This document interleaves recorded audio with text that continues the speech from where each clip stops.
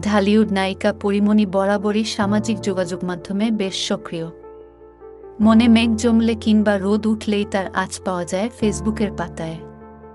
সম্প্রতি ফেসবুকে ছবি ও ভিডিও পোস্টের মাধ্যমে যেন বেশ রোমান্টিকভাবেই মেলে ধরছেন পরি।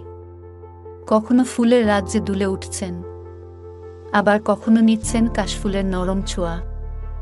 সেই সঙ্গে পোস্টের ক্যাপশন হিসেবে ব্যবহার করছেন যে কবিতা বা গানের লাইন, তা যেন নতুন কারো জীবনে আসারই আভাস দিচ্ছে।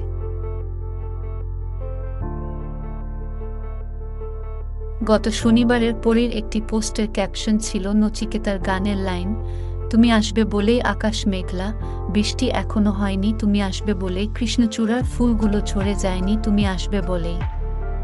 আর সোমবারে নতুন পোস্টে দেখা গেল কারি আমির উদ্দিনের লেখা বাংলাদেশের একটি লোকগান।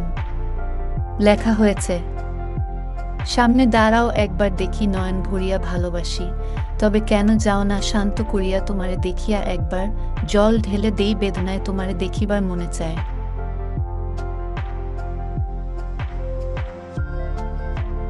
গত কয়েকদিনে ফেসবুকে একাধিক এসব পোস্ট দেখেই নেটিজেনরা ভাবছেন নতুন কেউ এসেছেন পরিমণির জীবনে। যদিও নতুন প্রেম বা কারোর সঙ্গে সম্পর্ক নিয়ে প্রকাশ্যে কিছু বলেননি এই অভিনেত্রী।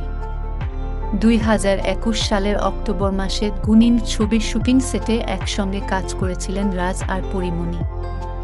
তারপর কদিনের আলাপের পর গোপনে বিয়ে। 2022 সালের জানুয়ারিতে গোপন বিয়ে আর অন্তঃসত্ত্বা হওয়ার খবর সামনে আনেন দুটোই। কিন্তু 2023 আসার আগেই ছেদ পড়ে সে দাম্পত্যে। সামনে পরিমণিকে দেখা যাবে টলিউডের সিনেমাতে। সোহম চক্রবর্তী এবং মধুমিতা সরকারের সঙ্গে তিনি অভিনয় করেছেন দেবরাজ সিনহা পরিচালিত ফেলু বক্সী সিনেমায়।